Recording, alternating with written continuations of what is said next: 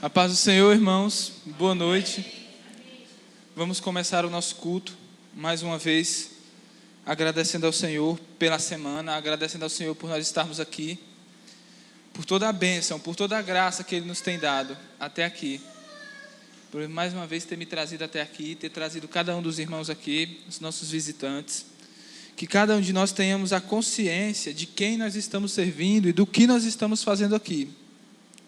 Essa é a tarefa mais difícil da nossa vida, é que a gente está sempre se conscientizando do que a gente está fazendo, porque normalmente nós esquecemos e a gente liga no piloto automático e vai indo, vai fazendo como uma máquina, até mesmo como os animais. Quando você acostuma um animal a fazer alguma coisa, a gente vê o animal na televisão fazendo coisas assim bem interessantes. Nossa, que inteligente. Não, ele repetiu, através de reforço e contingências até que ele aprendesse aquilo. Muitas vezes a gente pode se transformar assim, um crente adestrado, aprendendo a fazer coisas, aprendendo a falar palavras, aprender a linguagem crentez, aprender o ritual crentez, e ao mesmo assim não haver transformação verdadeira, não haver consciência. E a palavra nos ordena a renovar a nossa mente, que nós hoje possamos renovar a nossa mente, saber quem Deus é e quem nós somos perante Ele. Se nós soubéssemos quem nós somos, nós não nos importaríamos tanto com críticas dos outros. Porque, por exemplo, se você sabe que você fala a verdade, quando alguém olhar para você e disser, você fala mentira, você não vai se importar com ele, porque você fala mentira mesmo. Você fala a verdade, não mente. Agora, se você tem um defeito, a pessoa fala que você tem um defeito, você também não vai se irritar, porque ela está certa, você tem mesmo aquele defeito. Você precisa buscar melhorar. Nós precisamos estar conscientes. Consciência de Deus e consciência de nós mesmos é o fundamento da verdadeira piedade, do verdadeiro cristianismo. A fé racional. Nós temos que estar sempre pensando nisso. Não que exclui a parte emocional. Não. Mas entre emoção e razão, a razão vai na frente. Mas traz junto a emoção, porque um culto sem emoção é muito chato. Tem que ser o homem inteiro adorando, a mulher inteira adorando, o corpo inteiro como sacrifício a Deus. Vamos a Deus, amados, vamos a Deus, cada um individualmente, nós todos como igreja. Vamos orar para iniciar o nosso culto. Pai nosso que estás no céu, santificado seja o teu nome, Senhor, e venha a nós o vosso reino. Seja feita a tua vontade, Senhor, mais uma vez aqui nesta noite. Ajuda-nos, Pai, a cada um dos que estão aqui. Ajuda-nos, Deus. Senhor, nós temos uma grande necessidade, Deus, de nesses tempos maus, sermos poderosamente visitados por Ti, visitados pelo Teu Espírito Santo, ter a nossa mente renovada, Deus, para que nós não venhamos nos amoldar ao mundo, para que nós venhamos verdadeiramente experimentar qual é a Sua boa, perfeita, agradável, santa, justa vontade para as nossas vidas, Deus. Ó Senhor, eis que estamos diante de Ti mais uma vez. Nós vamos a Ti em nome do Teu Filho Jesus Cristo, Deus. Senhor, pedindo que o Senhor venha nos suprir em todas as nossas necessidades, que venha ser conosco, que venha, ó Senhor, comunicar a Si mesmo a nós, que venha, ó Senhor, nos curar, nos perdoar os nossos pecados, sarar as nossas transgressões, Deus, perdoar todos os nossos grandes pecados que pecamos na Tua face, Deus. Tem misericórdia de nós, Deus, transforma-nos, Senhor. Dá-nos graça, Deus, ser individualmente com cada um que está aqui, Deus. Trata individualmente, pois nós sabemos que, embora nós sejamos muitos, Tu vês, ó Pai, Tu entendes, Tu discernes, Tu sondas a cada um que está aqui, Deus, como se não houvesse mais ninguém no mundo para discernir, porque a Tua mente, Deus, é infinita, o Teu saber é inescrutável. Ó Senhor, faça-se presente aqui conosco. As nossas almas estão cansadas, Deus. A minha alma está sedenta por Ti. Ó Deus, eu preciso ter um encontro real contigo. Eu preciso ter, ó Deus, Pai, uma comunhão bendita, verdadeira, restauradora, Deus. Sincera, Pai, com Teu Espírito. Eu necessito de transformação, eu necessito de consolo, Deus. Assim como toda a Tua igreja, Deus. Todos aqueles que estão aqui reunidos, Deus. Cada um, Senhor, é um ser único, Deus, especial. Cada um está cheio de anseios, cheio de problemas, cheio de dúvidas, cheio de necessidades, Deus. como a nossa condição carnal, Deus, nos impõe. Mas ser conosco, Deus, nesta noite, ser conosco neste culto. Ajuda-nos, Deus, os louvores que nós vamos te entoar, ó Deus, que sejam para a tua glória, Deus. Senhor, a palavra tua que vamos abrir, as pessoas que vão fazer uso do microfone para expor a tua palavra, Deus. Senhor, que seja a palavra de Deus e não de homem, que venha nutrir a nossa alma, Deus, para que nós possamos verdadeiramente ser verdadeiros adoradores neste tempo mau, onde há muitas apostasias, onde há muito erro, mentira de todas as formas, onde mesmo aqueles que conhecem a verdade têm se esfriado terrivelmente, Deus. Quando mesmo num local de culto como esse, nós não conseguimos te adorar, nós não conseguimos concentrar as nossas mentes em ti, quanto mesmo agora, Deus, muitos são os pensamentos que passam pela nossa cabeça, muitas distrações, Deus, muitos medos, muitas coisas ruins, Deus, que não convém sequer mencionar, Pai, e nos tiram da tua presença, nos levam para longe de ti, Deus. Mas toma, Pai, em nome do teu Filho Jesus Cristo, as nossas mentes cativas a ti, Deus. Senhor, dá-nos graça, dá-nos ânimo, Deus, alegria, para que nós não venhamos a te servir se arrastando, para que nós não venhamos te servir, Deus, como que fosse uma canseira, uma coisa chata, monótona, meramente ritualista, Deus. Mas que seja o nosso prazer, Deus, que nós encontramos a nossa alegria te servindo, sabendo que não há outro lugar melhor no mundo do que esse, Deus. Podem haver iguais, se em outro lugar também estão invocando o teu nome, se estão cultuando, Deus, a ti, mas não há um lugar melhor do que esse na face da terra, Deus. É aqui, Senhor, que o Senhor ordena a bênção, é entre os santos, Deus, que o Senhor está presente, é entre os santos que o teu Espírito é derramado, que a tua palavra é pregada, que nós oramos, que nós louvamos. Senhor, vem se fazer presente em nossos corações, em nosso meio, habita conosco, Deus, tem comunhão conosco, Deus, faz o medo ir embora, faz as dúvidas, Deus, faz todo o pecado embora, traz, Deus, a paz que excede todo o entendimento, traz, Senhor, a santidade, o amor verdadeiro, a alegria verdadeira, a paz, justiça, a alegria no Espírito Santo, Pai. Este é o teu reino, Deus, tu és o nosso rei, nós queremos te servir, Senhor. Sê conosco, Deus, neste culto, em todos os momentos, Deus, em todos os momentos, que não seja mais um culto, mas seja o culto, para que nós venhamos a te servir e te adorar, Pai. Nós suplicamos, Deus, ó Deus, Senhor, nós suplicamos a tua presença, Senhor, e finalizamos essa oração clamando, Deus, como a tua Bíblia finaliza: vem, Senhor Jesus, vem depressa, vem nos buscar, vem nos tirar deste mundo, vem nos tomar para si, noivo das nossas almas. Leva-nos para si, Senhor, apressa a tua vinda, apressa, Pai, o nosso encontro, as bodas no céu, onde estaremos para sempre contigo, Deus, e gozaremos sempre, Deus, da tua amada, santa, desejada presença, Pai. Senhor, nós te pedimos estas coisas em nome do teu Filho Jesus Cristo, na assistência do teu Espírito, Pai, para a tua glória, segundo a tua vontade, Deus. Senhor, bendito seja o teu nome para sempre, Pai. Amém, Senhor. Amém. Graças a Deus. Vamos agora louvar o Senhor, amados. Pode ser, irmãos. Amém? Vamos se colocar de pé para louvar o Senhor. Quem puder, amém?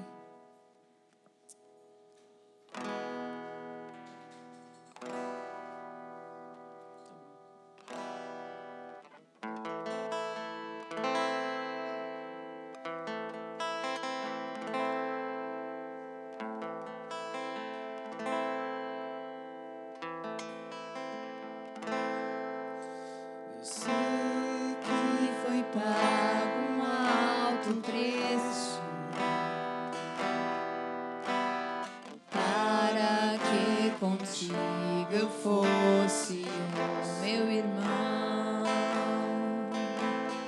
Quando Jesus derramou sua vida, Ele pensava em ti, Ele pensava em mim, pensava em nós. Eu sei que foi pago um alto preço para que contigo eu fosse o meu irmão. Quando Jesus derramou sua vida, Ele pensava em ti, Ele pensava em mim, pensava em nós e nos via redimidos por seu sangue, lutando o bom combate do Senhor, lado a lado trabalhando, sua igreja edificando e rompendo as barreiras pelo amor. E na força do Espírito Santo nós proclamamos aqui que pagaremos o preço de sermos um só coração no Senhor. E por mais que as trevas limitem e nos tentem separar, com os nossos olhos em Cristo, unidos iremos andar. E na força do Espírito Santo nós proclamamos aqui que pagaremos o preço de sermos um só coração no Senhor. E por mais que as trevas militem e nos tentem separar, com os nossos olhos em Cristo, unidos iremos andar, unidos iremos andar.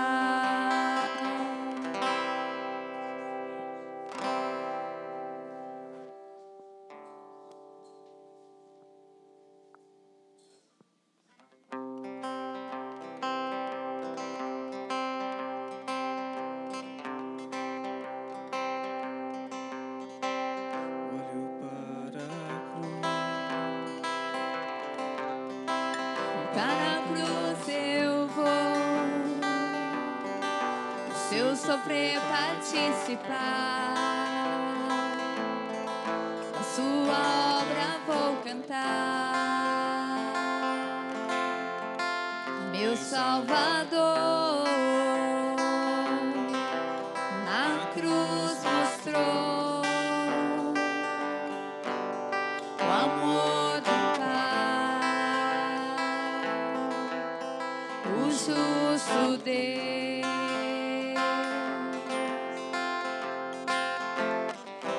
Pela cruz me chamou, gentilmente me atraiu e eu, sem palavras, me aproximo, quebrantado por seu amor.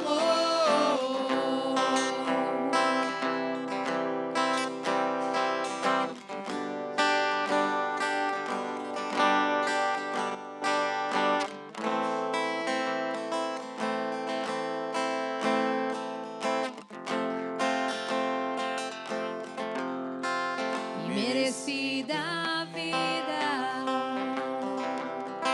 de graça recebi, por sua cruz, da morte me livrou, trouxe minha vida. Eu estava condenado, mas agora pela cruz eu fui reconciliado.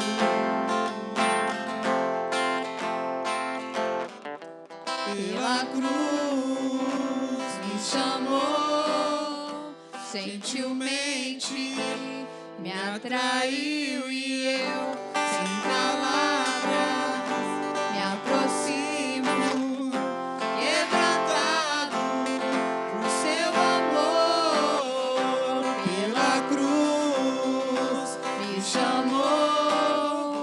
gentilmente me atraiu e eu, sem palavras, me aproximo, quebrantado por seu amor. Impressionante é o seu amor.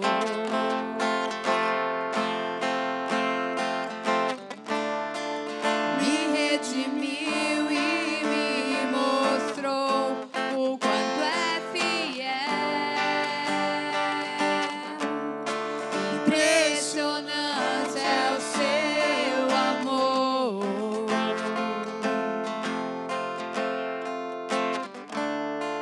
Me redimiu e me mostrou o quanto é fiel.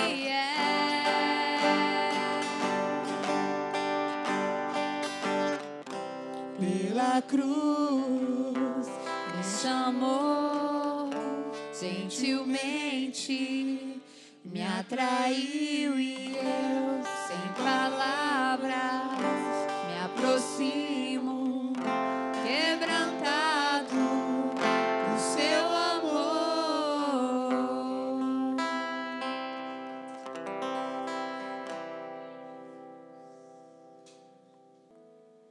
Oh, conselho.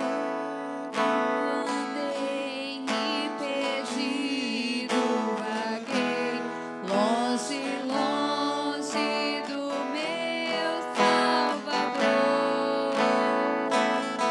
Mas do céu ele desceu, seu sangue verteu pra salvar um tão pobre pecador. Foi na cruz, onde um dia eu vi meus pecados castigados em Jesus. Foi ali pela fé que os olhos abri e agora me alegro em sua luz. Eu ouvia falar desta graça sem par, pelo céu trouxe o nosso Jesus. Mas eu surdo me fiz converter e não quis ao Senhor que por mim morreu na cruz. Foi na cruz, onde um dia eu vi meus pecados castigados em Jesus. Foi ali pela fé que os olhos abri e agora me alegro em sua luz. Mas um dia senti meu pecado e vi sobre minha espada da lei. Apressado fugi, em Jesus me escondi e abrigo seguro nele achei. Foi na cruz, onde um dia eu vi meus pecados castigados em Jesus. Foi ali pela fé que os olhos abri e agora me alegro em sua luz. Quão ditoso então este meu coração, conhecendo o excelso amor que levou meu Jesus a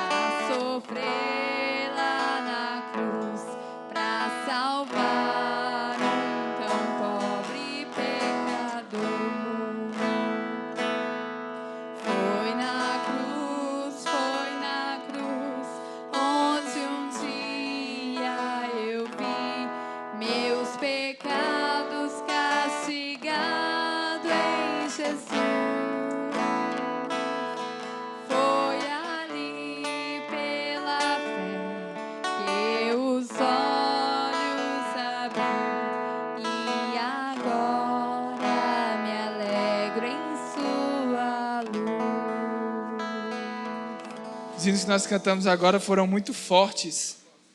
Eles falam de ir para a cruz, participar do sofrer de Jesus. Fala de que nós andamos perdidos e que agora nós encontramos a luz em Cristo. São hinos muito fortes. Nós costumamos cantar continuamente e perdemos quanto nós nos comprometemos a cantar esses hinos.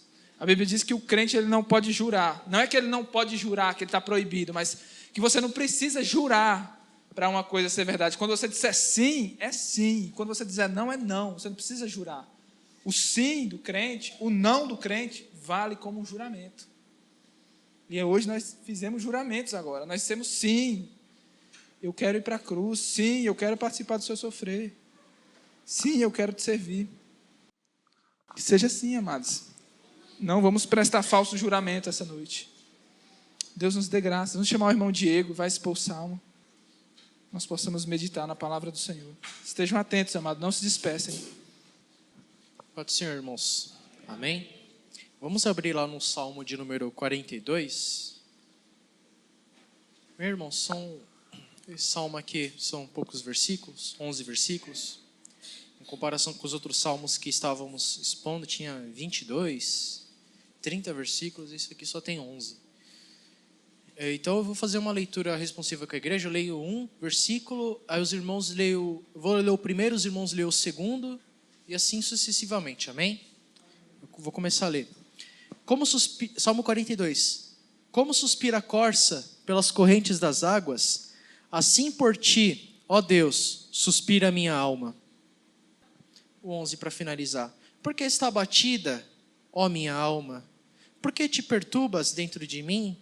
Espera em Deus, pois ainda o louvarei a Ele, meu auxílio e Deus meu. Então, irmãos, Salmo de número 42, vamos orar antes de falarmos sobre ele. Senhor, nosso Deus e nosso Pai, te agradecemos, meu Deus, por estarmos aqui, Senhor, diante da Tua palavra, aqui na Tua presença.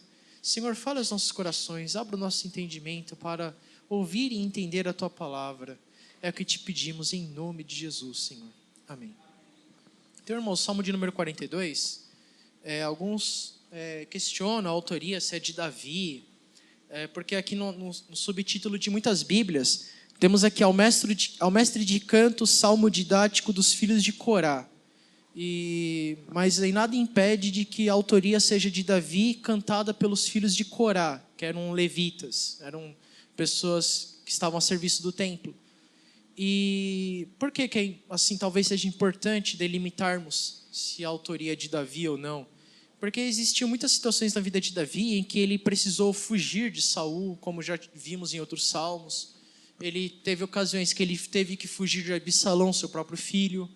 Então não sabemos muito bem em que situação Davi poderia estar fugindo. Se era de Saul, ou se era de Absalão, ou alguma outra situação que ele estivesse longe da terra, longe de Israel, longe de poder adorar junto com o povo. Por conta dessa privação, dele poder estar diante da presença de Deus, no sentido de adorar junto com a congregação de Israel.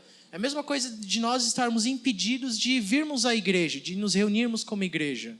É essa situação que Davi estava passando. Ele estava impedido de poder adorar juntamente com o povo a Deus. Por quê? Hoje, a igreja, ela se reúne em várias cidades, países. A igreja é uma só, a igreja de Cristo. Aqueles que foram verdadeiramente remidos pelo sangue de Cristo, que foram justificados pela fé, fomos salvos pela graça. Então, existe igreja do Senhor aqui em Diadema, em São Paulo, existe no Brasil, no mundo todo, uma igreja do Senhor, mas, porém, reunidas em vários lugares. Só que em Israel existia um lugar específico para o culto. Não era em todos os lugares. Cada um adorava da forma como ele era, como eu adoro do meu jeito, de acordo com o meu coração, do jeito que eu senti. Não. Existia um local específico para o culto.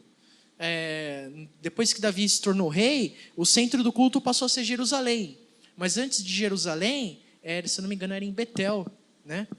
Onde o povo se reunia na tenda, no tabernáculo, quando não existia o templo. Então era um local apenas de culto. Então Davi estava privado de poder se reunir com a congregação de Israel. E por conta disso, no versículo 1, ele diz assim: como suspira a corça pelas correntes das águas, assim por ti, ó Deus, suspira a minha alma. A corça, a gente pode dizer assim que é a fêmea do cervo, né?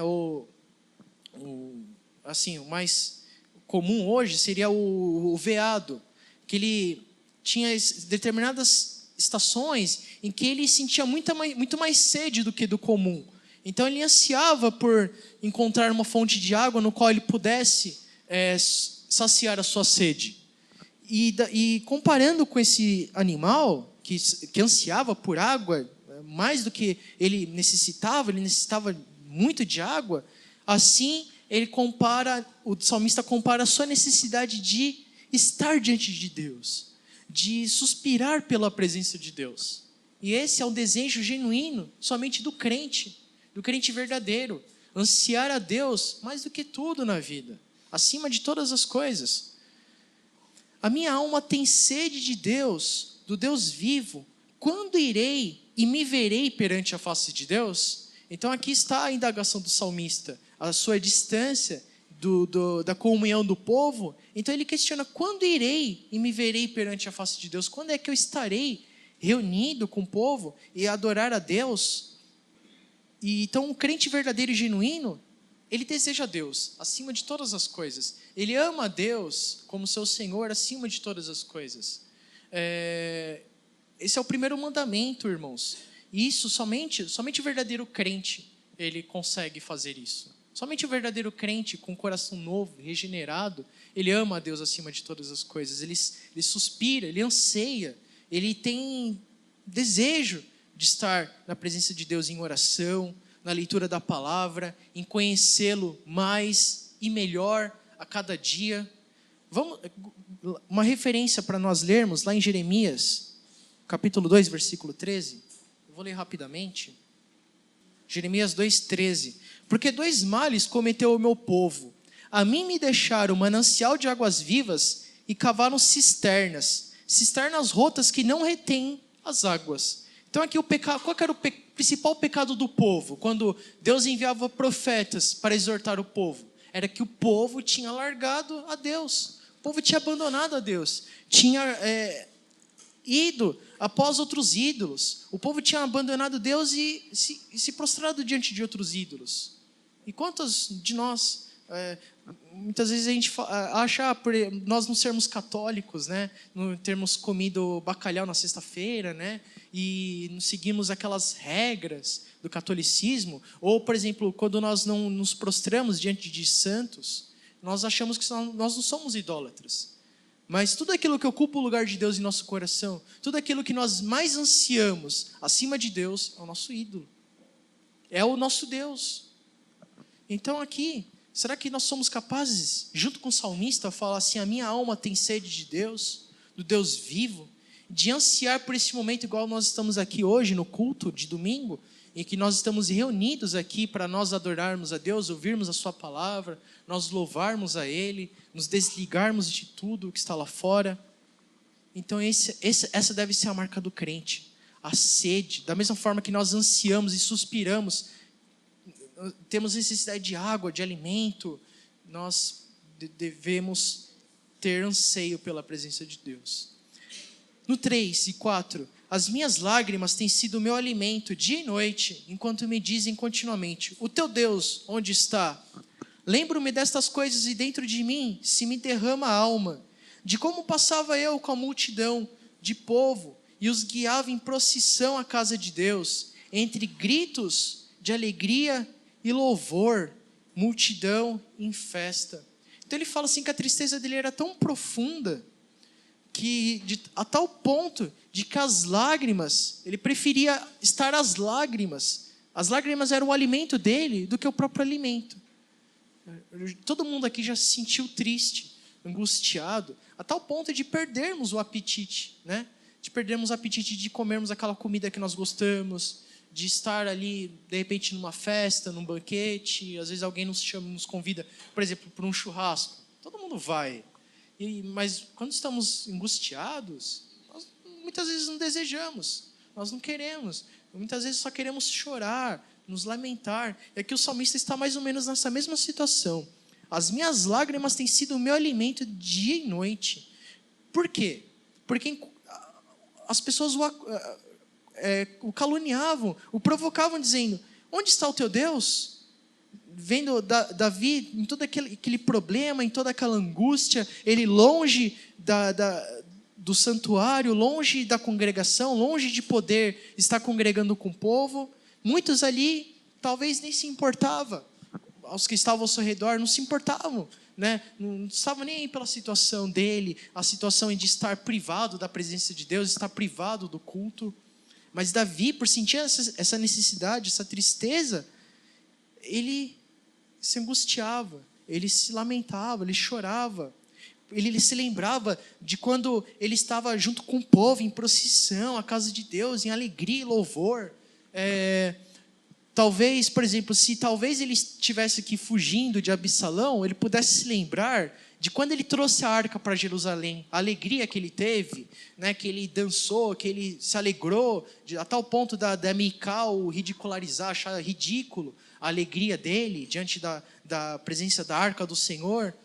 Ou talvez, se ele está fugindo de Saul, Davi, ele como um dos principais ali, como um dos príncipes do reinado ali de Saul, ele sempre estava ali, juntamente com todos, estava ali adorando a Deus. Então ele se lembrava disso. E por conta dessa privação ele se sentia angustiado.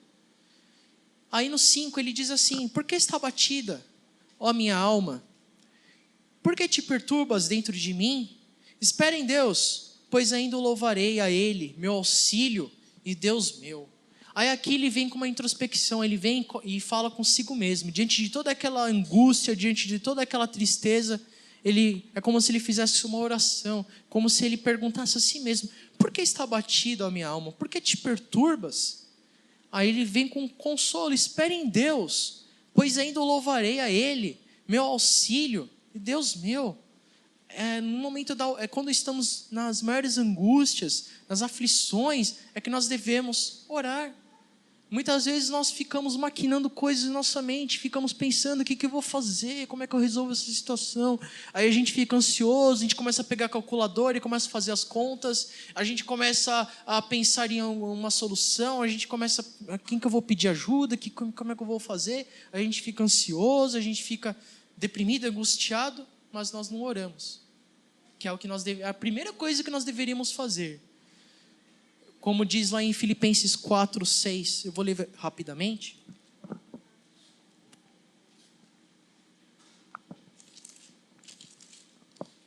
Filipenses 4:6. Não andeis ansiosos de coisa alguma. Em tudo, porém, sejam conhecidas diante de Deus as vossas petições pela oração e pela súplica com ações de graça. Então aqui ele traz um alento no seu coração. Por que está abatido a minha alma? Espere em Deus, pois ainda o louvarei a Ele, meu auxílio, Deus meu. Essa oração que Davi faz a Deus. Mas aí no 6 e no 7 ele volta a descrever a sua tristeza novamente. E ele usa a geografia dos rios, né, da correnteza dos rios ali em Israel, a forma como a sua tristeza é profunda. Na nossa versão que nós usamos aqui é um pouco difícil de entender, porque diz assim, sinto abatida dentro de mim, ó minha alma, lembro-me, portanto, de ti nas terras do Jordão e no Monte Hermon, no outeiro de Mizar. Um abismo chama outro abismo, ao fragor das tuas catadupas, todas as tuas ondas e vagas passaram sobre mim. Eu sei que não é uma versão muito recomendada, a linguagem de hoje, mas só para ficar mais fácil dos irmãos entenderem, ela diz assim, o meu coração está profundamente abatido. Eu estou lendo em outra versão, tá, irmãos? E por isso eu penso em Deus. Assim como o mar agitado ruge, e assim como as águas das cachoeiras descem dos montes Hermon e Mizar, e correm com violência até o Jordão, assim são as ondas de tristeza que o Senhor Deus mandou sobre mim. Então, ou seja, da mesma forma que as correntezas iam com violência em direção ao Rio Jordão, assim eram as angústias que sobrevinham Davi, que sobreviam ao salmista. Na versão que nós usamos, um abismo chama outro abismo. É como angústia atrás de angústia. E muitas vezes é o que vivemos. Às vezes não basta um problema, vem outro, e vem outro, e vem outro. E nós ficamos sufocados e pensamos, mas não basta já de problema? Vem um sobre o outro, não vem um sozinho, vem um atrás do outro. Mas no 8, traz outro alento. Depois da oração que ele fez no 5, e da descrição do tamanho do problema, da angústia que ele passou no 6 e no 7. No 8 ele traz mais um outro alento. Contudo, o Senhor, durante o dia me concede a sua misericórdia, e à noite comigo está o seu cântico, uma oração ao Deus da minha vida. Então, mesmo em meio a essa provação, mesmo em meio à dificuldade, essa angústia, essa privação, é bom sempre nos recordarmos das misericórdias de Deus, que Ele usou conosco no passado, que Ele tem usado conosco no presente. Veja só, quantos problemas nós não passamos, como até foi falado aqui no domingo passado, lá no Salmo número 40, quantos testemunhos eu poderia dar? São incontáveis, são inumeráveis os testemunhos que o salmista poderia dar do que Deus fez por ele. Quantas demonstrações de misericórdia o Senhor nos dá todos os dias, né? Na hora que eu fui pegar carona com meu pai, ele mesmo contou de uma situação em que ele quase bateu o carro. Quantas situações, quantas misericórdias de Deus sobre as nossas vidas. Todos os dias, Ele tem nos sustentado, tem nos guardado. E nós devemos lembrar disso. A misericórdia que Ele usa conosco, principalmente a nossa salvação em Cristo Jesus, e que Ele nos perdoou os nossos pecados. Nós temos a esperança da vida eterna. É isso que nos impulsiona. Esse é o motor do crente. As misericórdias do Senhor, se não estivesse sobre nós. Lá em Lamentações de Jeremias diz que as misericórdias do Senhor é a razão para nós não sermos consumidos pela ira do Senhor. E nós, todos os dias, temos essas demonstrações de misericórdia dele em nós. E à noite, comigo está o seu cântico, uma oração a Deus da minha vida. E nós devemos sempre nos recordar e agradecer, irmãos, sermos gratos. Quando nós pensamos que estamos cheios de problemas, quando nós pensamos que nós não temos determinadas coisas, veja só o que nós temos e veja o que você merece. Nós não merecíamos nada, mas Deus tem nos dado além daquilo que merecíamos.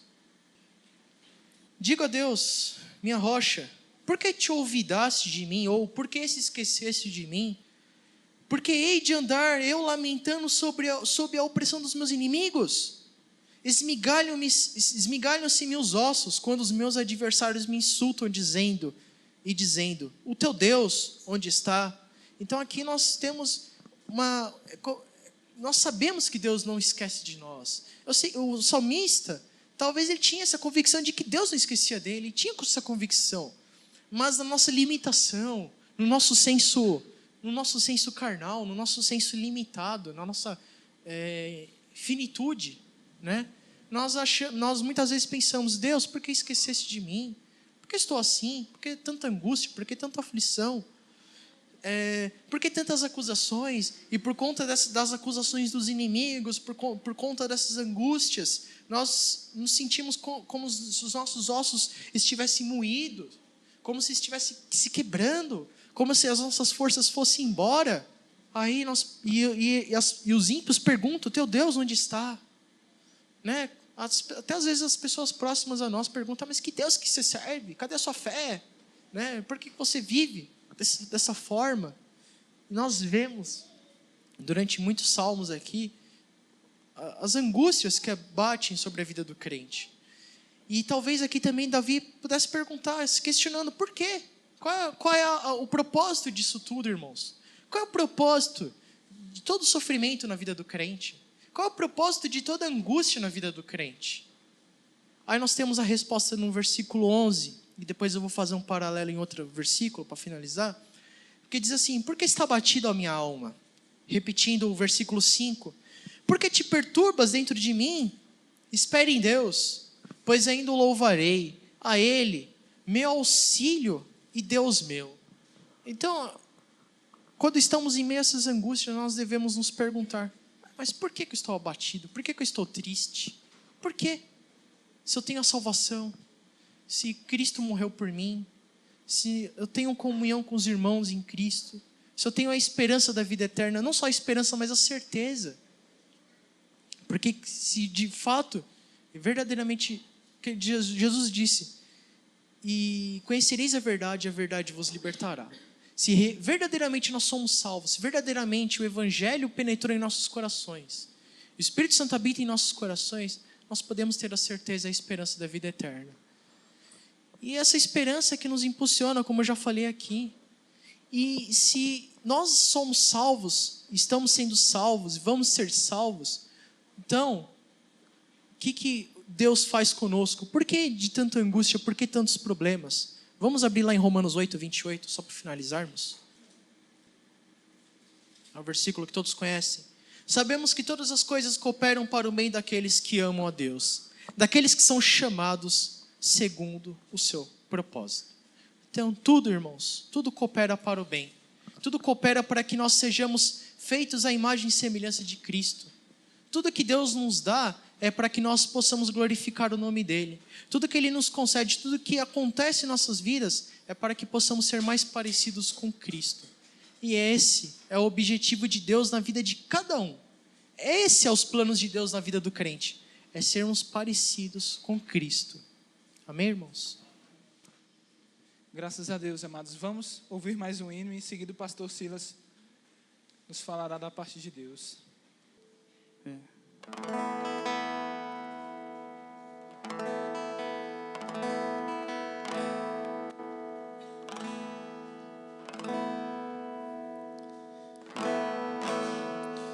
Rude puro seja Belo dia fugir como emblema de vergonha e dor, mas contempla esta cruz, porque nela Jesus deu a vida por mim, pecador.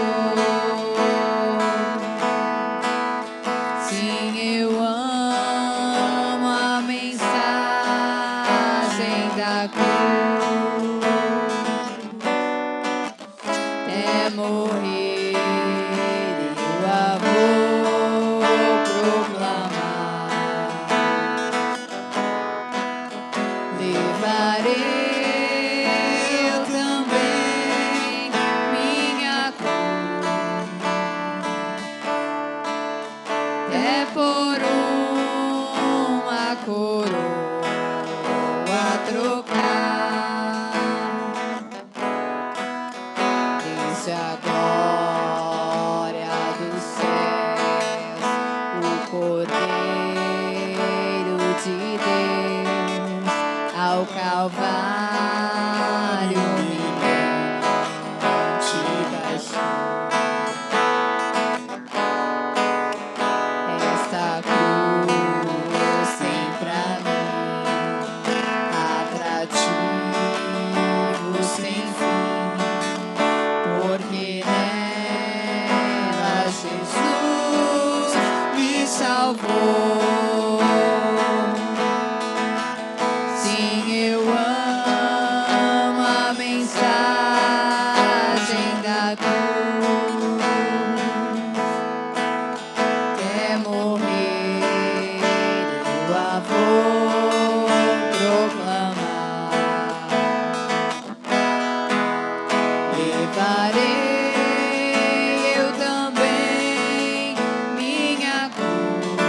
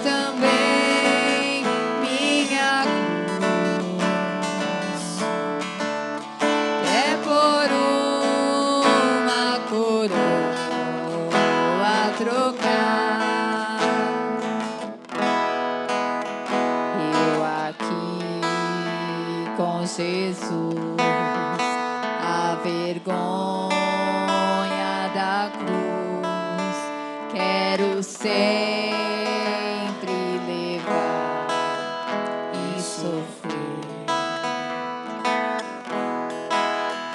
Cristo vem me buscar e com Ele no lar uma parte da glória hei de ter. Sim, eu amo a mensagem da cruz. É morrer o amor proclamar. Levarei eu também minha cruz, é por uma coroa trocar.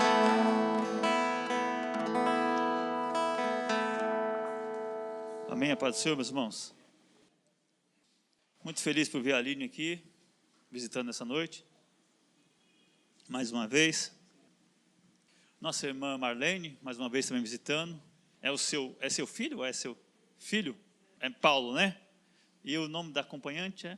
Vanessa, ela é sua esposa. E a nenenzinha? Helena. Deus abençoe vocês, viu? Estamos muito contentes pela visita de vocês. Fiquem à vontade. Amém? Dá um abraço aí quem está perto dela, da Aline, mais uma vez nessa noite. Que se sinta acolhida neste lugar, que seja bem-vinda nesse lugar. Nós temos prazer, o privilégio de mais uma vez estarmos reunidos e em nome de Deus e também contar com a presença desses ilustres visitantes em nosso meio. Se falou aqui nessa noite que comemora-se a Páscoa hoje devido ao calendário gregoriano, né? O mundo aí festeja a Páscoa. Na verdade, festejam a Páscoa do coelhinho da Páscoa. Verdadeiramente. Quem ganhou ovo de Páscoa? Quem ganhou ervas amargas? Quem leu o Evangelho? Quem entendeu o que é Evangelho? Um pastor, um grande polemista aí da atualidade, falou uma coisa que é muito verdade. Se o seu filho fala muito de coelhinho da Páscoa, é que ele nunca ouviu falar do cordeiro da Páscoa. Por isso que a igreja fala, o coelhinho, por exemplo, hoje a igreja está um pouco vazia, faltou bastante gente, e eu creio que muitas igrejas também faltou. Porque é muito melhor usar um feriado para passear na praia, né? Ver um sítio, fazer alguma coisa. Que importância tem esse feriado de hoje? Se comemorar o que hoje? Porque não conhece o Cordeiro Imaculado. Nunca falaram sobre o Cordeiro. Uma das questões que eu tive que deixar a outra igreja, porque realmente eu nunca tinha ouvido falar do Cordeiro da Páscoa, do verdadeiro Cordeiro Pascal, do verdadeiro sentido da Páscoa, o verdadeiro sentido da morte, do Calvário de Jesus. E o que você vê hoje aí é uma repetição de várias décadas, centenas de anos, talvez alguns milênios já, que as pessoas desprezam totalmente o significado da morte do Filho de Deus. As pessoas adulteram a palavra, adulteram o Evangelho, maqueiam o Evangelho, deixam o Evangelho bonito, doce, saboroso. Ele é mesmo, ele é maravilhoso. Mas desprezam a agonia, o sofrimento do que o Filho de Deus teve que passar para que hoje você pudesse ter essa liberdade de cultuar a Deus.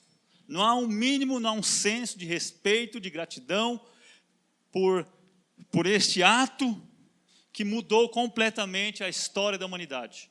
Ai, se não fosse a morte do Filho de Deus em nosso favor. Ai, se não fosse. Então eu queria voltar um pouco no tempo e usar lá o livro de Ezequiel. Vocês abram comigo o livro de Ezequiel?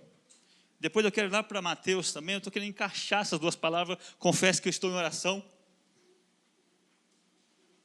desde a parte da manhã para me encaixar essa palavra, pedindo misericórdia. Mas Deus vai falar o que Ele quer falar. Amém? Ezequiel, capítulo 2.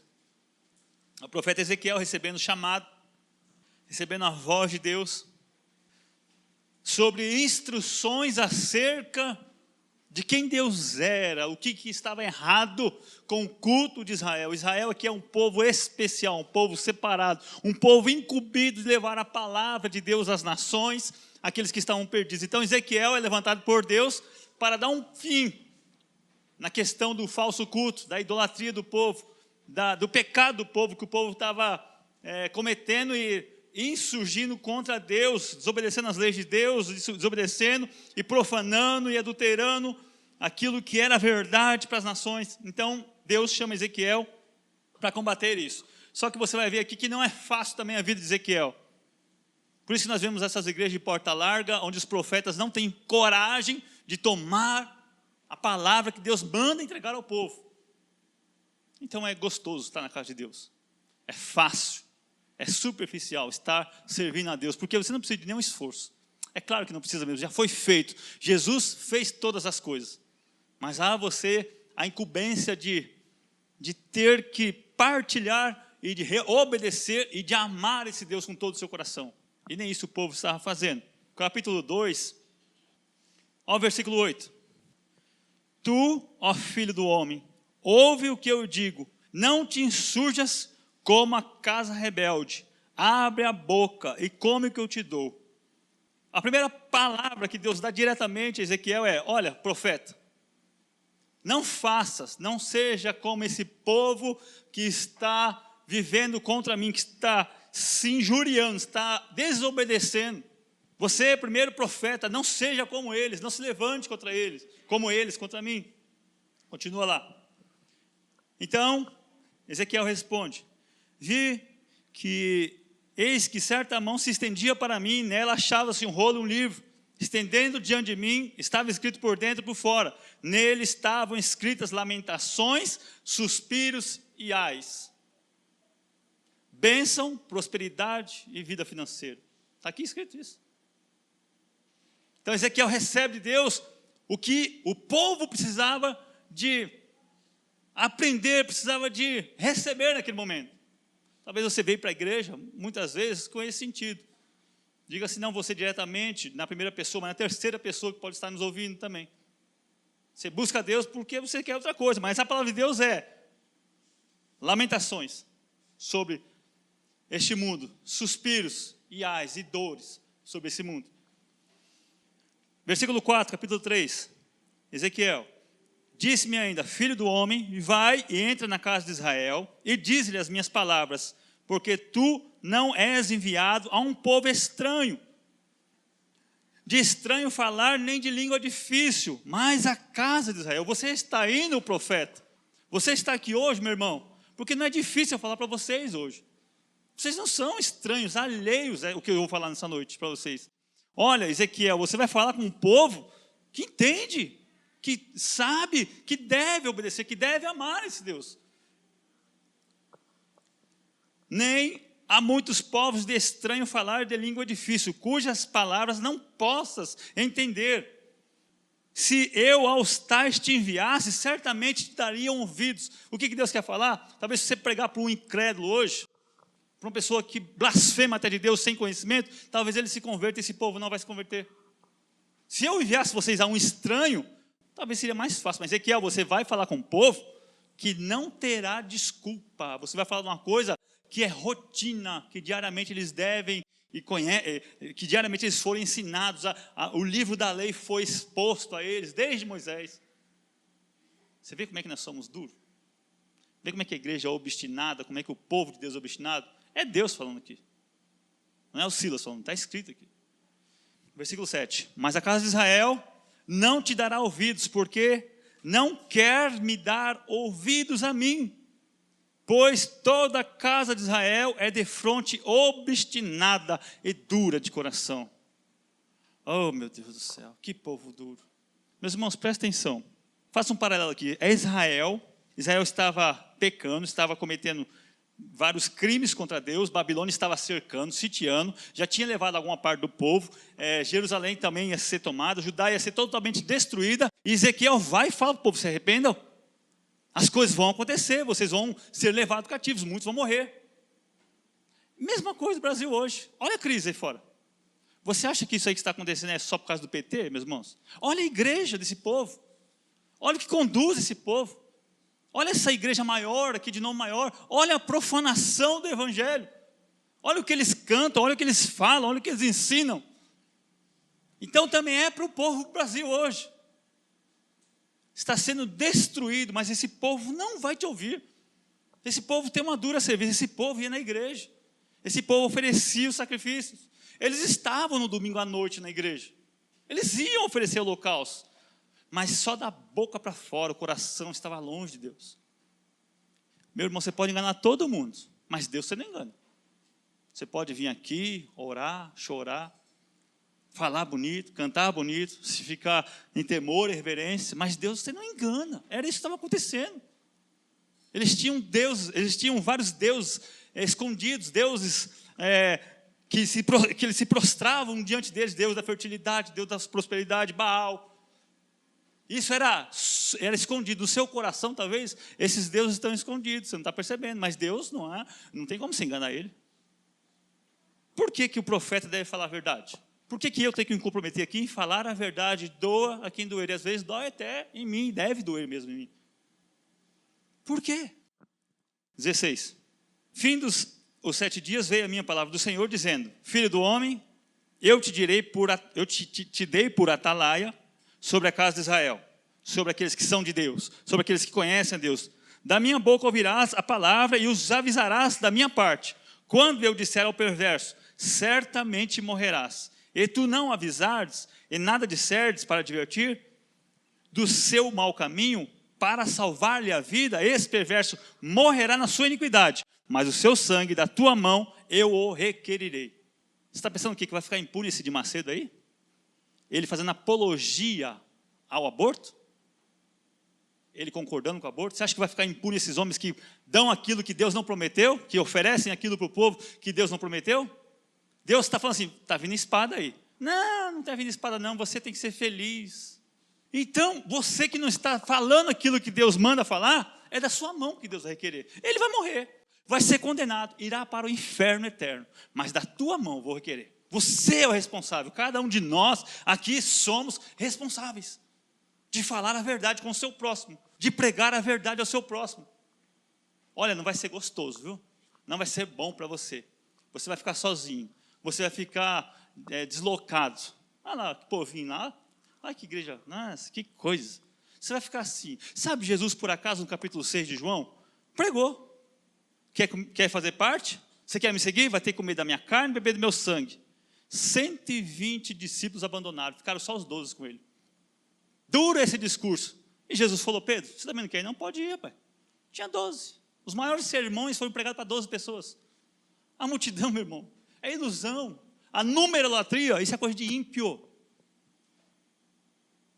Sabe, então você fica sozinho. Vai ficar desprezado, né, irmão Geraldo? Vai ter que sair do serviço, né, William? Vai ter que deixar muitas coisas. Porque você está querendo falar a verdade.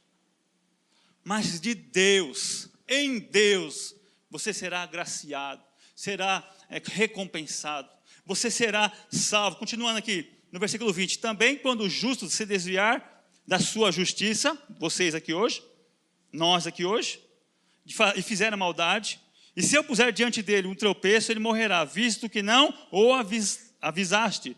No seu pecado morrerá, e as suas justiças que praticara não serão lembradas, mas o seu sangue da tua mão requerirei. 21, para terminar. No entanto, se tu avisares o justo, para que não peque, e ele não pecar, certamente viverá, porque foi avisado, e tu salvarás a tua alma. A gente não tem como negociar o evangelho. Não tem como negociar. Hoje não vou falar isso não, porque o povo não vai querer me ouvir. Não ouça. Está escrito aqui, esse povo não vai te ouvir. Esse povo é duro, esse povo é terrível, ele não vai te ouvir. Eles vão concordar que está certo, mas não vai te ouvir. Olha aí, irmão, olha esse povo aí. Olha a situação desse povo, dos cristãos aqui, os justos, cometendo iniquidade, cometendo transgressão, e Deus avisando. E Deus levantando profetas. Infelizmente, os profetas hoje realmente são poucos, né? Meus irmãos, o que eu quero colocar como introdução na palavra hoje, existe duas coisas. Existe cristãos que são ativos e tem os passivos. E eu vou te falar uma coisa, muitas vezes Deus manda nós sermos passivos. Deus não manda você fazer algo, você faz. Deus manda você fazer algo, você não faz. Existe dois polos aqui, o negativo e o positivo, para nós seguirmos. Quem disse que você tem que morrer por alguém? Alguém está falando isso? Não, não tem que morrer por ninguém. Dar a sua vida, não tem isso. Jesus já fez isso por nós. E só Ele podia fazer. O seu sangue não pode cobrir nenhum pecado. O sangue dele nos purificou de todo pecado. Mas há questões, há obrigações, há ensinamentos que são desprezados. Por isso você está sofrendo tanto. Por isso que a igreja está tão fria, tão sem sentido, tão sem vigor. Então esse homem aqui, esse homem foi levantado, como em 2 Coríntios capítulo 5, quando Paulo fala, nós somos como embaixadores de Deus, clamando a vocês, ensinando a vocês, exortando a vocês, porque vocês agora nasceram de novo.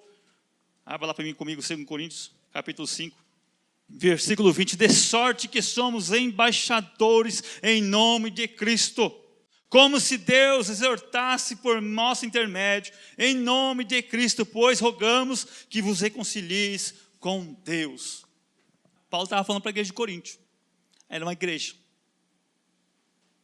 Olha o capítulo 6, e nós na qualidade de cooperadores com ele, também vos exortamos, a que não recebais em vão a graça de Deus.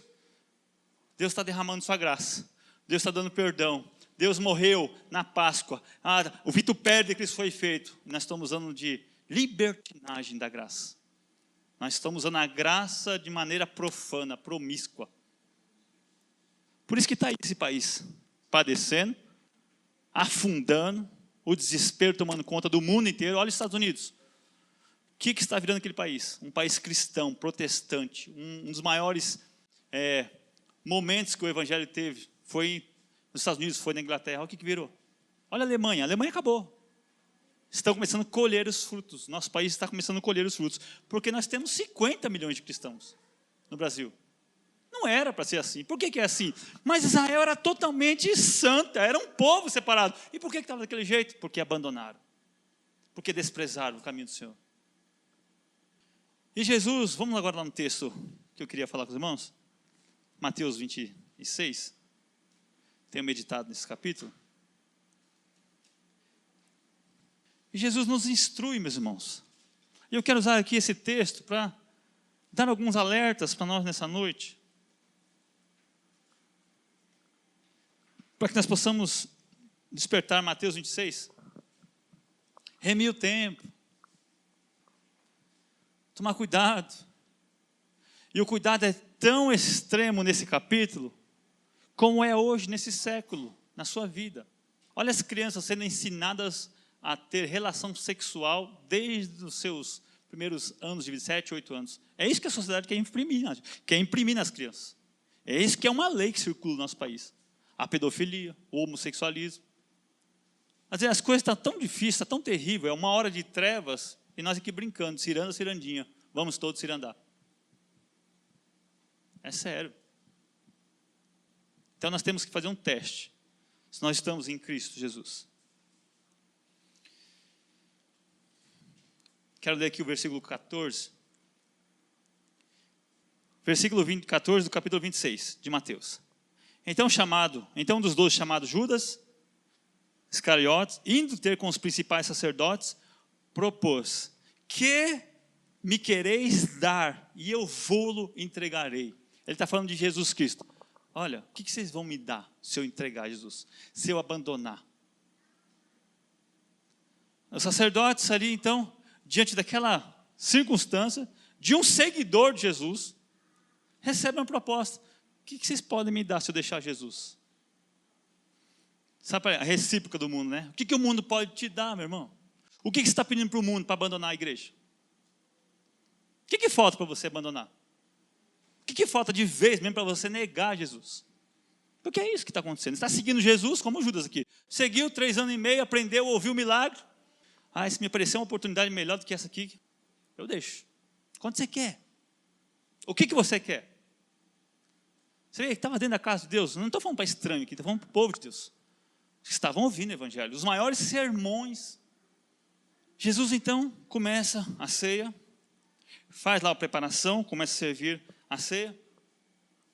No versículo 24, e ele fala: o Filho do Homem vai, como está escrito, a seu respeito, mas ai daquele por intermédio de quem é o Filho do Homem, do homem que está sendo traído. Melhor que fora não ter nascido.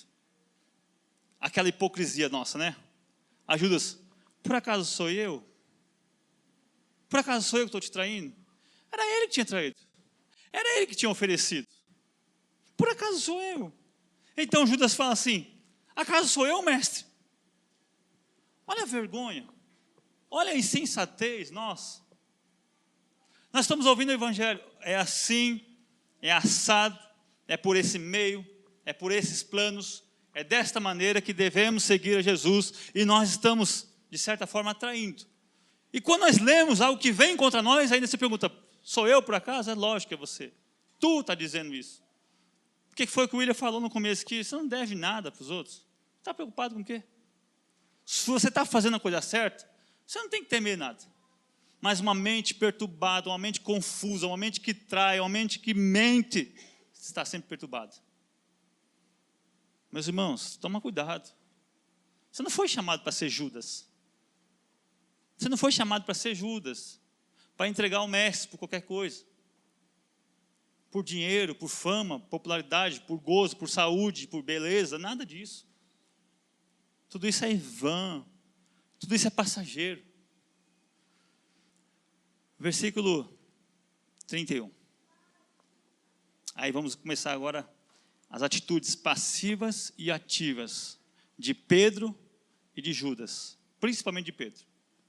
Então Jesus disse: essa noite todos vós escandalizareis comigo, porque está escrito: ferirei o pastor e as ovelhas do rebanho ficarão dispersas. Mas depois da minha ressurreição, irei adiante de vós na Galileia. Jesus está ensinando aqui: olha, eu vim para isso. Eu nasci para isso. Para quê? Para salvar você. Para ser pendurado no madeiro, para servir como expiação. Eu me ofereço, ninguém tira a minha vida. Eu dou a minha vida. E ele ensinando: é hoje. Que vão ferir o pastor e as ovelhas vão ficar dispersas. E é normal que isso acontecesse, porque está escrito. E era necessário que acontecesse. Mas não se perturbem, eu irei atrás de vocês na Galileia. Ele quer dizer assim: deixa que eu morra, né? Deixa, eu vou morrer, eu vim para isso. Vocês não podem fazer nada. Uns capítulos atrás, Jesus falando que importava que o Filho do Homem fosse esbofeteado, fosse traído, fosse conduzido, fosse morto. E depois de 3 dias ele ressuscitaram. Pedro falou: de maneira nenhuma. Ele: arreda Satanás para trás. Eu vim para isso. Você só pensa nas coisas da terra. Quer dizer, Jesus estava ensinando: é necessário, Pedro, que eu faça isso. Aí a resposta de Pedro: disse Pedro: ainda que venhas a ser tropeço para nós, nunca o serás para mim. Replicou Jesus: em verdade te digo, nesta mesma noite, antes que o galo cante, você vai me negar 3 vezes, Pedro. Sabe a soberba, o crente soberbo? O crente arrogante? Não. O senhor pode falar isso, mas eu não, eu vou. Dá até para entender o que Pedro quer falar, né? Não, mestre, não é possível. Mas Jesus estava falando: eu vou morrer, eu preciso de morrer. Fiquem tranquilos, vocês vão ficar dispersos, mas eu vou atrás de vocês. Então me esperem. Mas Pedro, com a sua arrogância, com a sua soberba: não, de maneira nenhuma, eu vou para a morte contigo. Pedro, você acha que você pode fazer alguma coisa por tua vontade? Sem mim nada podeis fazer, Pedro. É minha vontade, você não tem força em si. Irmãos, vocês não têm força em si. Vocês não são nada, vocês estão aqui porque Deus trouxe vocês aqui. E isso é uma verdade tão nua e crua que nós deveríamos temer. Você não está entregue às trevas, Deus te trouxe aqui. Não é porque você quer que você está aqui, Deus te trouxe aqui para 2 coisas: para salvação ou para condenação. Ou para cheiro de morte ou cheiro de vida. Então não há nada de bom em Pedro. 33, 35, disse-lhe Pedro: ainda que me seja necessário morrer contigo, de nenhum modo negarei. E todos os discípulos disseram o mesmo.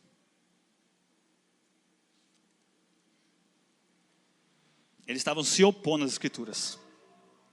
Muitas vezes, indiretamente, nós se opomos àquilo que Deus quer fazer, o plano de Deus. Deus está tratando você de uma maneira, está tratando alguém que que você conhece de uma maneira e você quer interferir no trabalho de Deus. Mas Jesus não falou? Você acha que Jesus veio na terra para perder tempo?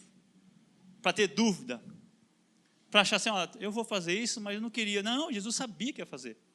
Mas por falta de cuidado, falta de vigilância, falta de atenção nas Escrituras. Sabe por que o povo é analfabeto, biblicamente falando? Porque o povo não lê a Bíblia. O povo não conhece as Escrituras. Tem preguiça, é cansativo ler isso aqui. Isso aqui não tem interesse. Por isso que tropeça em muitas pedras. Continuando a leitura. Em seguida foi Jesus com eles a um lugar chamado Getsêmanes e disse aos discípulos, sentai-vos aqui, enquanto eu vou ali orar. Levando consigo Pedro e os 2 filhos de Zebedeu, começou a entristecer-se e angustiar-se. Então ele disse, a minha alma está profundamente triste até a morte. Ficai aqui e vigiai comigo. Adiantou-se um pouco, prostrou-se sobre o seu rosto, orando, dizendo, meu Pai, se possível, passa de mim esse cálice, mas todavia seja feita como o Senhor quer, mas seja feita a tua vontade, como tu queres, e não a minha vontade. Irmãos, há necessidade de abrir um parênteses aqui. A instrução que nós temos é que, muitas vezes, as pessoas falam que Jesus estava com medo de ir para a cruz. Ele estava com medo de morrer. E também nós temos uma outra instrução que fala que ele não queria se tornar pecado. Ele se tornou pecado no nosso lugar também, isso também. Mas também há uma outra linha de pensamento que foi necessário que Jesus se moldasse à sua imagem.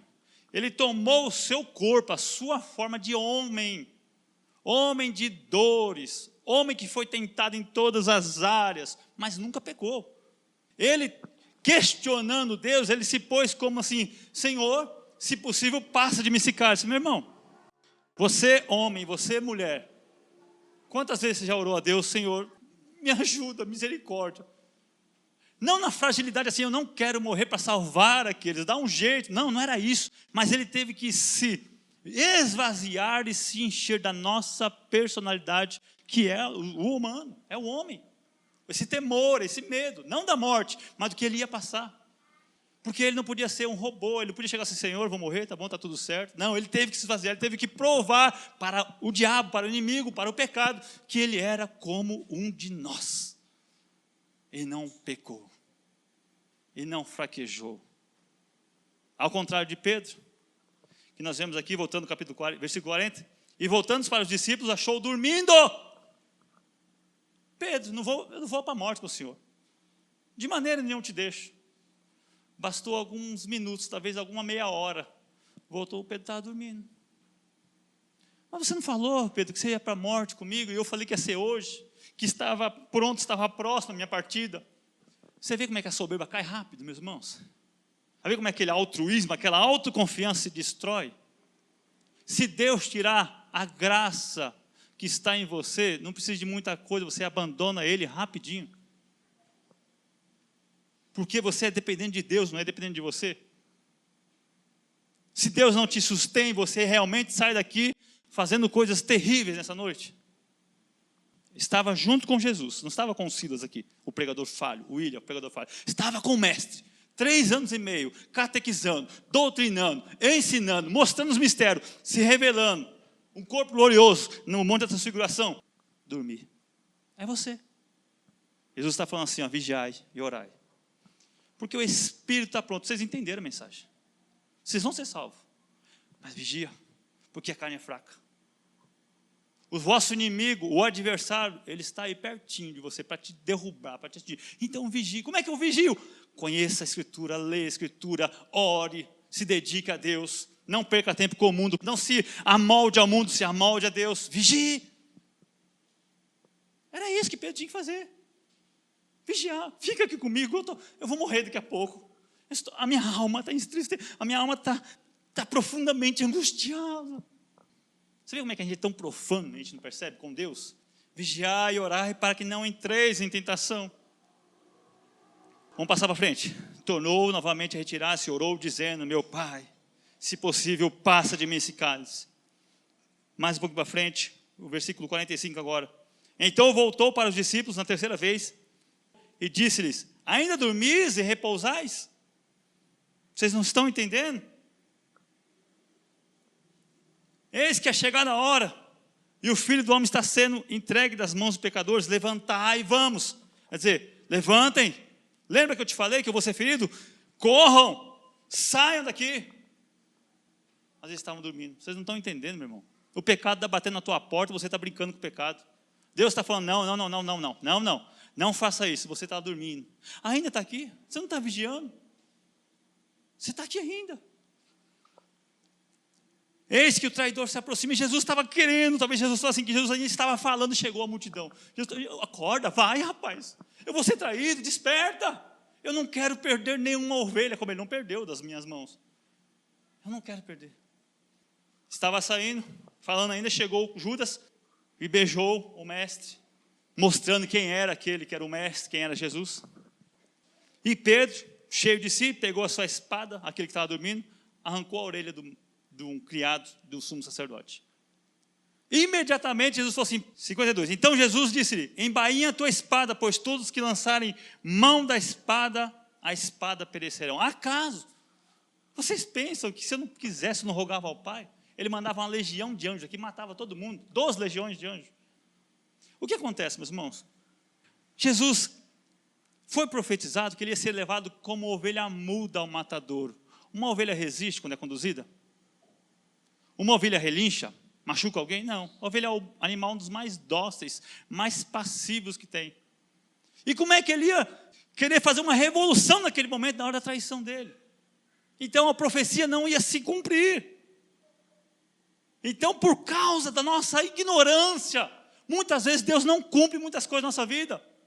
Porque nós queremos sempre meter a mão, fazer do nosso jeito, botar a espada no meio. Você está querendo morrer, Pedro? Você está querendo usar a espada? Eu vim dar a minha vida, não quero guerra, porque se eu quisesse, eu mandava 12 legiões aqui, mais de 100 mil anjos. Se eu quisesse, eu não quero isso. Eu vim com outro propósito. Então, acho que a gente pensa que Deus é um Deus assim. Ah, mas por que ele fez assim? Era necessário para que se cumprisse as Escrituras. Nós estamos vacilantes, meus irmãos. Nós queremos agir pela carne, pelo braço da carne. Vai dar tudo certo, eu não preciso de orar, eu não preciso de jejuar, eu não preciso estudar a Bíblia, vai dar tudo certo. Vai nada, meu irmão. Aí na hora da dificuldade você vai pegar a espada e vai matar quem está perto de você, e vai morrer, vai para o inferno junto com ele. É pelo Espírito, meu irmão. É conhecendo a Deus. Foi assim que Pedro fez. Tudo isto, porém, aconteceu para que se cumprisse as Escrituras dos profetas. Então os discípulos deixaram e fugiram. Entenderam, discípulos? É necessário que se cumpra as Escrituras. A morte de Jesus era necessário que fosse daquele jeito. Nós não podemos interferir. Errais por não conhecer as Escrituras. Elas te darão entendimento, te darão poder para você agir na sua casa, na sua escola, na tua faculdade, no seu trabalho, porque você não conhece, por isso você está querendo usar a espada. Você não está sendo manso como Jesus. Como o Diego falou, você não está sendo moldado à imagem de Jesus, está sendo moldado ao mundo, aos ímpios. Você não está vigiando. Você está sendo levado. E muitas vezes influenciado por este falso evangelho, como era no tempo de Israel. Não aceita isso, não. Crente não é trouxa. Não é trouxa por quê? Não, se vir falador mesmo. Jesus mandou dar outra face, não dar uma bolacha na cara dele. Se vir de roubar a tua capa, dá a túnica, falaram. Que é isso, meu irmão? Que evangelho é esse? Por isso está aí, esse jeito aí. Ó. A política e a igreja, qual a diferença hoje? Mesma coisa, poder, ganância, dinheiro, mesma coisa. Como era no tempo de Israel. Então Jesus é levado como uma ovelha ao matadouro. Ele não abriu a boca, ele teve que se esvaziar, ele teve que ser uma pessoa, como cordeiro, mudo, levado com seus tosqueadores, aqueles que estavam aferroando ele. E os que prenderam Jesus, 57, levaram à casa de Caifás, sumo sacerdote. Mas Pedro, 58 agora, mas Pedro seguia longe até o pátio do sumo sacerdote. E eles tentaram, versículo 60, e não achavam, apesar de terem apresentado muitas testemunhas falsas, mas afinal, compareceram duas, afirmando que Jesus disse, esse falou que ele destruiu o templo em 3 dias e reergueu-lo. Quer dizer, não acharam dolo em Jesus. O acusaram sem causa. Jesus foi perfeito, meu irmão. não conseguiam tramar alguma coisa com todas as suas mentes perversas daquele tempo, não conseguiam pegar Jesus, não conseguiram pegar no imposto, não conseguiram pegar na mulher adúltera, não conseguiam pegar em nada, nada. A inventaram o que ele falou, que ele destruiu o templo de Moisés. Ele estava falando do seu templo, esse templo, o verdadeiro templo. Aquilo era a sombra do templo verdadeiro. Destrua esse templo, em 3 dias eu ressuscito. Aí usaram esse pretexto, e Caifás, o sumo sacerdote, falou assim, blasfemou, não precisa mais nada. E é interessante que esse julgamento de Caifás e depois de Pilatos, ele tipificava o nosso julgamento. Ele tipifica o julgamento eterno diante de Deus. Nossos pecados foram colocados em quem? Em Cristo Jesus. Ele era então, verdadeiramente então, culpado. Ele tinha pecado. Ele tinha feito coisas terríveis. Porque eu estava nele. Então, diante do tribunal eterno, ele não pôde abrir a boca. Ele se colocou diante do tribunal humano, tipificando o eterno na sua pessoa. Você está entendendo? Por que ele teve que ser conduzido dessa forma e não abriu a boca de maneira nenhuma quando acusavam ele? Ele podia muito bem falar, não, eu não menti, eu não pequei, eu não fiz nada, mas ele estava você estava nele ali. É você que estava sendo morto naquele lugar. É você que ia ser morto na cruz do Calvário. Por causa da espada, pela espada de Deus, quando desceu sobre nós. Porque era nós que estávamos em Cristo. Então Cristo não podia abrir a boca. Ele não podia reclamar. Ele foi levado como uma ovelha muda aos seus tosqueadores, ao matador. Somente na hora que ele falou, que o Caifás, o sacerdote, falou assim, conjuro-te, no versículo 63. O sacerdote disse, eu conjuro-te pelo Deus vivo que digas, tu és Cristo, o Filho de Deus? Então ele teve que responder, sim. Tu o disseste, entretanto eu vos declaro que desde agora vereis o Filho do Homem assentado ao lado do poderoso e vindo sobre as nuvens do céu. Imagina que tapa na cara. Que tapa na cara de um sacerdote. Imagina uma pessoa quando ela está enfurecida com você, sem razão, sem causa, e você fala a verdade para ela. Aí que ela fica mais furiosa ainda. Porque muitas vezes, quem acusa alguém, quem usa de mentira contra alguém, quando você fala a verdade, é como se estivesse atiçando, né? E vocês verão. Aqueles que transpassaram Jesus verão. Todos eles, todos os homens e todas as eras verão. Aqueles que estão agora buscando outro Deus, desprezando esse Deus, verão aquele que foi transpassado. Meus irmãos, vamos entrar em Pedro 69, meus irmãos, versículo 69. Ora, estava Pedro assentado fora do pátio, aproximou-se dele uma criada e disse-lhe, também tu estás com Jesus o Galileu. O Pedro, que se gloriou, que se vangloriou, disse, ele negou diante de todos, dizendo, não sei o que dizes. Você é crente? Não. Talvez você vá numa entrevista de trabalho, talvez você vá em algum lugar, uma pessoa te encontra lá, mas você não é crente? Não. Porque se você falar que é crente, muitas vezes você vai perder a vaga de emprego. Né? Jesus estava sendo julgado ali, as pessoas estavam, a multidão estava fluindo. E Pedro acompanhando de longe. Você também não é crente? Você não, não, eu não. Se fosse só isso aqui, era injustificado. Sabe quem perguntou para Pedro isso? Foi uma criada, uma mulher maltrapilha, uma escrava, perguntou, você não é crente também, irmão? Não. Não foi um soldado, não foi um centurião, não foi assassinos. Foi uma pessoa que não tinha nem voz. A mulher naquele tempo, era muito difícil as pessoas confiarem na mulher, na voz da mulher, a cultura daquele tempo. Então, não era ninguém. E Pedro negou facilmente. Você vê como é que a gente nega Deus, Jesus, facilmente? Não precisa de muita coisa. Vamos para o culto hoje? Vamos nada, pai. Tem uma festa lá. Culto, igreja tem toda hora. A gente nega facilmente Jesus. Continua aqui. 71. E saindo para o alpendre, foi visto por outra criada, a qual disse aos que estavam ali, este também estava com Jesus Nazareno. E ele negou outra vez com juramento. Juro por Deus que eu não conheço Jesus. Eu juro por Deus. Jurou por Deus? Não jureis por coisa nenhuma, nem que há na terra, nem no céu. Não pode jurar. Se você jurar, meu irmão, você está perdido. Você vai ter que cumprir esse juramento. As trevas de Pedro se aproximou. E se aproximou. E se aproximou, estava ficando terrível o alcance de Pedro. Continua um pouquinho. Logo depois, 73, logo depois, aproximando-se, os que estavam ali disseram a Pedro: verdadeiramente, és também um deles, porque o teu modo de falar o denuncia. Rapaz, essa roupa sua é de crente. Você é crente sim, rapaz.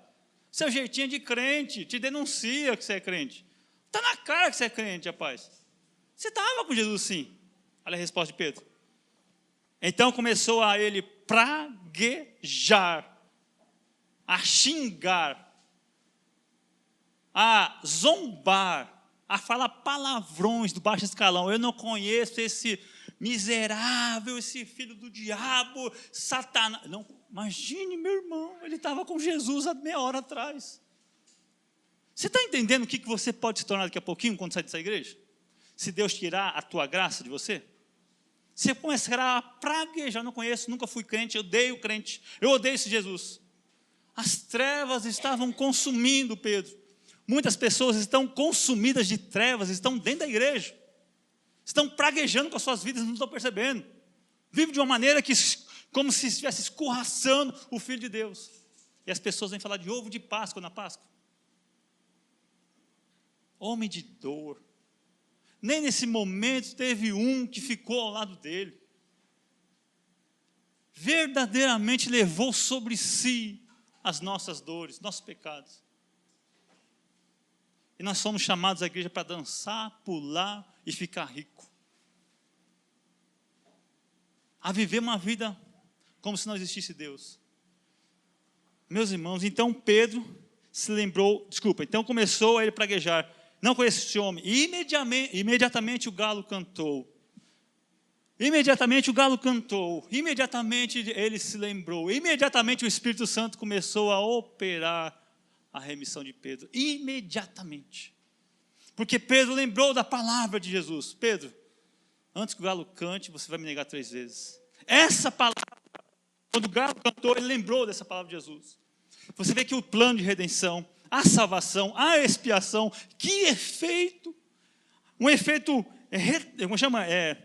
antecipado da crucificação já está operando em Pedro. Jesus já estava perdoando ele, antes mesmo de ser crucificado, trazendo remissão dele. Então ele ouviu e saiu dali e chorou amargamente. Em Lucas fala assim que, quando o galo cantou, Jesus fixou o olhar para Pedro, e Pedro viu na hora e lembrou. Se Jesus tirar o olhar sobre você, meu irmão, você está totalmente em trevas.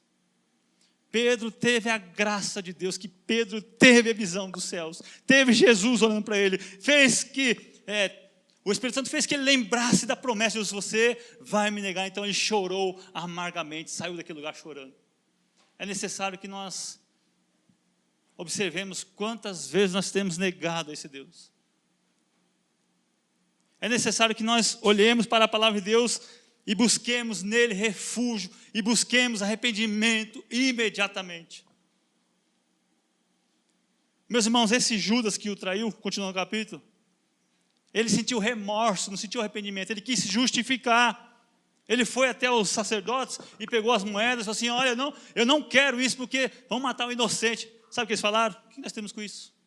O problema é seu. Quem mandou você se entregar? Quem mandou você trair esse Jesus? Nós não temos nada com isso, isso é entre você e ele. E atirou as suas pedras no templo. E os sacerdotes, como os de hoje, aparentemente parecem ser piedosos, pegaram com as moedas. Não é certo que a gente pegue essas moedas. Vamos fazer o seguinte: vamos comprar alguma coisa para enterrar, vamos comprar um terreno para enterrar as pessoas, os estrangeiros, quando passarem no nosso país. Aparentemente estão fazendo coisas boas aí fora, né? Aparentemente. Esse campo foi profetizado por Jeremias, foi profetizado por Zacarias. Ele é chamado campo de sangue. É um campo de oleiro, um campo onde uma pessoa fazia vasos, quando usava carvão, então a terra ficava infrutífera, não servia para mais nada. Sabe onde você está colocando seu dinheiro, meu irmão? Num campo que não vale para nada. Você traiu Jesus e quer se justificar diante de Jesus, comprando um campo de sangue, comprando um campo do oleiro, onde não vai frutificar, onde não vai nascer nada, só sepulcro, só pessoas mortas estarão ali. Esse é o preço de quem trai Jesus. Então Jesus não usou de misericórdia com Judas. Não houve arrependimento em Judas, para que se cumprisse também as Escrituras, é claro. Mas em Pedro foi tão ruim como ele, foi tão traidor como ele, Deus usou de misericórdia com Pedro. Deus está usando de misericórdia com a sua igreja na terra. Deus está usando misericórdia com o seu povo, chamando o seu povo, escutem o galo cantar, escutem o que eu estou falando, arrependam-se, voltem-se, vigiem, cuidado, sejam ativos na obra de Deus, sejam perseverantes. Os dias são maus, meus irmãos. A igreja é uma menina dançando para lá e para cá, não tem compromisso com nada. Não se dá o luxo nem mesmo de orar a Deus para pedir misericórdia. É necessário, meus irmãos, você acha que Deus está preocupado? Quantas pessoas vão ser salvas? Ele vai salvar aqueles que forem fiéis. Você tem sido fiel a Deus? Tem buscado ser fiel a Deus? Fiel no sentido assim, Senhor, eu me submeto debaixo do seu senhorio, é o Senhor que é o Todo-Poderoso, eu não sou nada, misericórdia, me ajuda, eu sou fraco. Quer medir a sua fé? Você acha que é fraco? Você não é fraco, você é muito forte. Se você fosse fraco, você estava orando, você estava chorando, você estava meditando na palavra de Deus. Os fracos fazem isso, os fortes não. Então você é forte. A igreja nossa é forte, não vejo na televisão, não vejo nos programas, não vejo em lugar nenhum campanha para oração, campanha para buscar Deus, campanha para se esvaziar, não vejo isso. Eu não vejo aqui na igreja na quarta-feira ninguém orando. Ninguém, está tudo forte, a igreja está forte. Está tudo como Pedro. Na hora que apertar, todos negarão Jesus. Mas a graça do Senhor, a misericórdia do Senhor é a causa de nós não sermos consumidos. Há tempo, meu irmão. Ouça a voz do Senhor, arrependa-se dos seus pecados. Deixe essa vaidade, essa inércia e se lance aos pés do Senhor. Jesus falou assim, Pedro, Satanás quis ir andar com você, mas eu roguei ao Pai. Sabe o que Jesus fala sobre nós? Silas, Aline, Andréia, todos nós, Satanás quer ir andar com você, mas eu roguei ao Pai. Vocês não vão se perder, mas quando vocês se converterem, ajude os seus irmãos. Nós precisamos se converter, meus irmãos. Nós precisamos ser como Pedro, acordar, desperta. Nós estamos somente negando Jesus. Como é que nós vamos salvar aqueles que estão à nossa volta? Se a gente não cuida nem de nós, nem da doutrina, como é que a gente vai pregar para alguém? Olha a sua família se perdendo, olha os seus filhos crescendo, olha aí, olha ali nessa criança no seu colo, olha as minhas filhas. Acorda, meus irmãos. O evangelho nunca foi brincadeira. Não é brincadeira, é muito difícil. O reino dos céus é tomado com muita violência. Se estão dando açúcar para você, cuidado, essa oferenda é Satanás que está dando. É com muita dificuldade. Quem não renunciar ao mundo, quem não negar o mundo, quem amar o mundo, é inimigo de Deus. Ame a Deus. Viva no mundo como se não vivesse. Viva nesse mundo, não para você, mas viva para a glória de Deus. Aceite o convite de Isaías 58. Vinde e comei todos vós, sem preço, sem dinheiro. Alimentem-se, desfrutem do Senhor. Amém? Vamos orar? Deus, te agradecemos mais uma vez, Senhor. Por esta graça, Pai, por este momento que o Senhor tem permitido, Pai, que nós possamos falar dessas verdades. Senhor, trabalhe no nosso coração. Deus, tira esse espírito, Pai, de covardia e de soberba do nosso coração.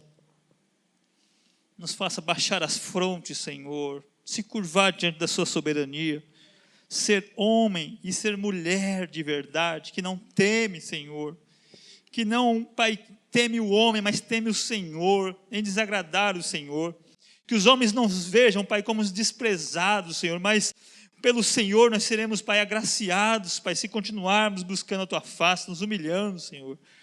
Deus, que cada coração, Senhor, nessa noite, Senhor, seja influenciado pela voz do Teu Espírito Santo e veja que a sua morte, Senhor, não foi por homens fracos e tolos, Pai, que não conhecem a Ti, que não amam a Ti, porque esses tais não entrarão no seu gozo, Pai, porque são e cometem, Pai, iniquidade, Senhor. Meu Deus, nos ensina a ser mansos e humildes, Pai, atuantes, Pai, verdadeiros, Senhor. Tem misericórdia de nós, ensina-nos, Pai. Nós somos tão frágeis, Senhor, porque nós não somos nada. Se o Senhor se afastar de nós, nós pereceremos, Pai. Muitas vezes queremos falar aquilo que nós não podemos fazer. Nos ensina, Pai, a abaixar o tom, a descer do pedestal, Senhor, se curvar diante da sua face. Deus, ai de nós se nós não falarmos a verdade, Senhor. Ai de nós, Senhor. Ai desse povo, Senhor, se não quiser a verdade. Deus, salva-nos, Pai, nós seremos salvos, em nome de Jesus. Amém. Amém. Amém.